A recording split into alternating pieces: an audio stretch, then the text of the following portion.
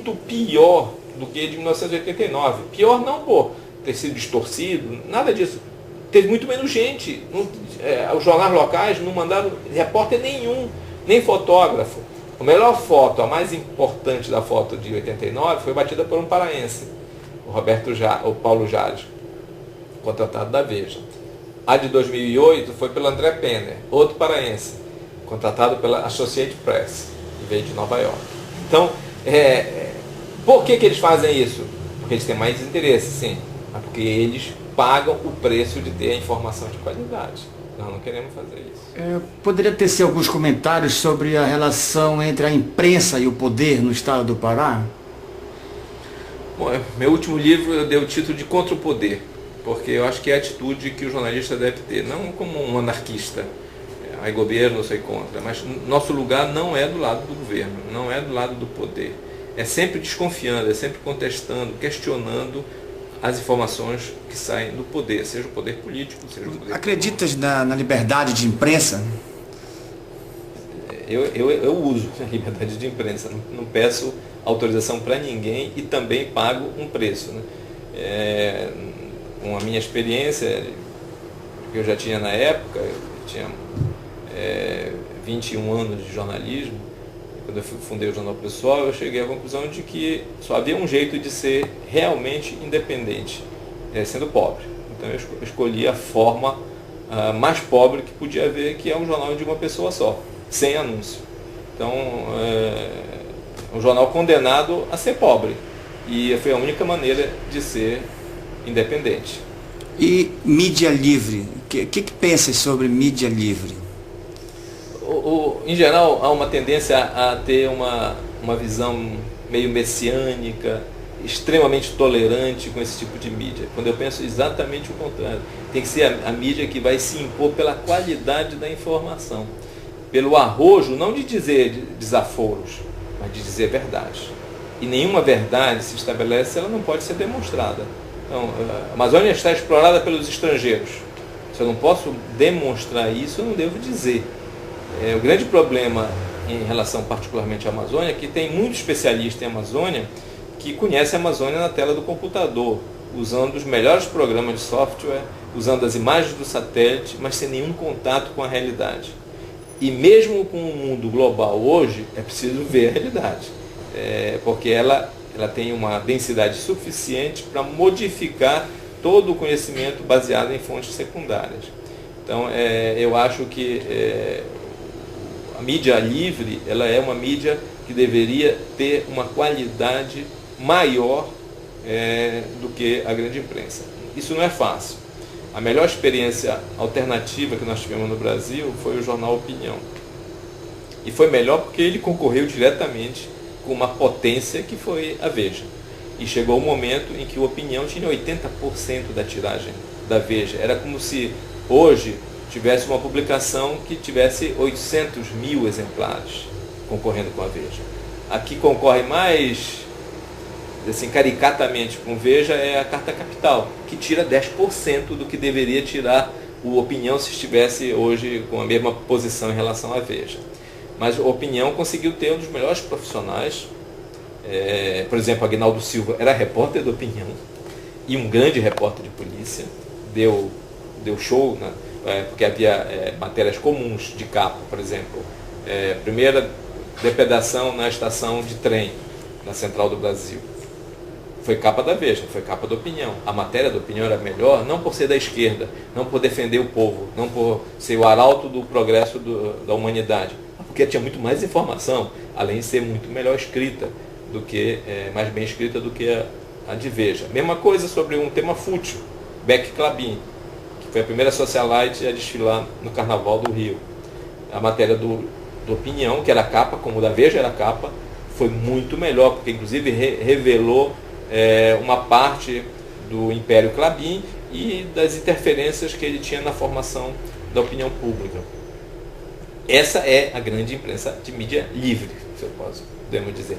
É aquela que está mais bem qualificada e utilizando um capital incomparavelmente menor, porque o que o Opinião tinha era uma fração do que Veja tinha para fazer a mesma coisa, sem a mesma qualidade. Então, mídia livre não significa descontraída, relaxada, descomprometida. Pelo contrário, é aquela que vai se impor pela qualidade da sua informação. E como é que um jornalista pobre pode conseguir essa qualidade? E a gente falando assim historicamente, todos os ciclos de desenvolvimento que nós vivenciamos na Amazônia foram ciclos de estupro da floresta, né? de exploração predatória, tipo, sei lá, as drogas do sertão, a borracha, o ciclo do ouro lá no Baixo Amazonas, lá na região oeste do Pará. Aí veio agora os grãos, né, que derrubaram grande parte da floresta, principalmente na área de Belterra. Os caras arrasaram realmente. Aí nós estamos agora vivendo lá, bem próximo da gente, além da mineração Rio do Norte, agora a Alcoa. Qual é a chance que a gente tem de buscar um desenvolvimento que seja perene para a nossa região e não exploratório? Marx dizia, eu acreditava que isso ia acontecer, que o mesmo trem que levava o colonialismo inglês à Índia seria o caminho de volta do colonialismo. Então, usar a arma do agressor contra ele, é a técnica de todas as artes marciais orientais, né? Você usa a força do adversário contra ele mesmo. Você não pode querer ombrear com a mesma força que você não tem, mas você usa a sua inteligência. Então, reverte a força do cara que você não tem. Então, projeto como a Alcoa, você vai dizer, não, eu não quero esse projeto. Tudo bem, Juruti vai continuar a ser o que é. É uma economia baseada na farinha. É um direito que eles têm. Só que eles não resistem, como não estão resistindo, quando o capital se multiplica, né? Todo mundo querendo entrar no esquema agora. Obras e mais obras em Juruti, o preço dos imóveis crescendo, todo mundo querendo alugar suas casas e tal. É o capital. Então, o que você vai fazer? Desinventar o capital? Impossível. Então, usar o capital. Como que você pode fazer?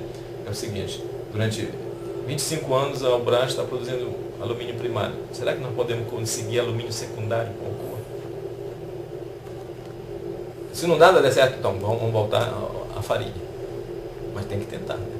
Agora, para tentar, tem que dominar o mercado internacional, tem que ter conhecimento, informação, tem que saber o que é uma indústria de alumínio. Mas não pode apenas... Esse é o grande problema. As pessoas não querem aprender o que é a Amazônia, elas já querem dizer o que é a Amazônia.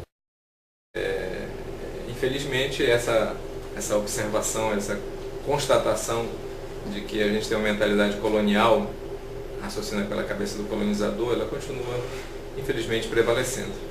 Então não é que eu não sou nenhum profeta, né? Então não tenho a pretensão de falar para a multidão, nem de converter.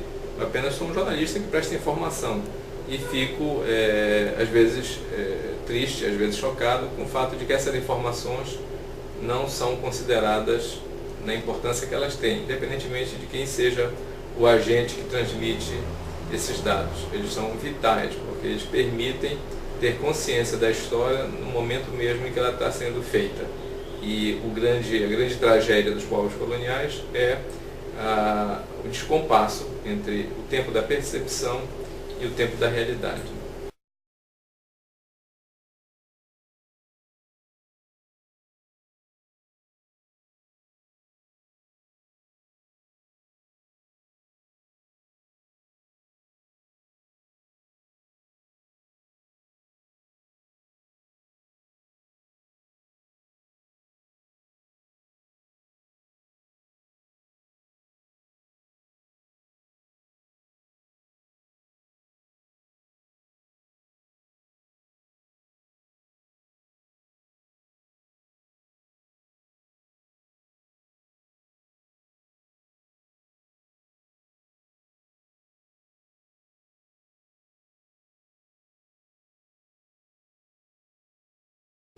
Você se considera uma pessoa inconveniente, como algumas pessoas costumam dizer aqui no estado do Pará?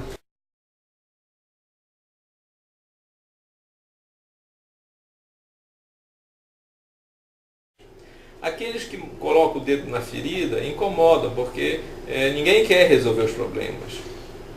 E no caso da agressão que eu sofri, eu simplesmente tenho mostrado que a elite paraense, ela quer manter os seus privilégios a qualquer custo.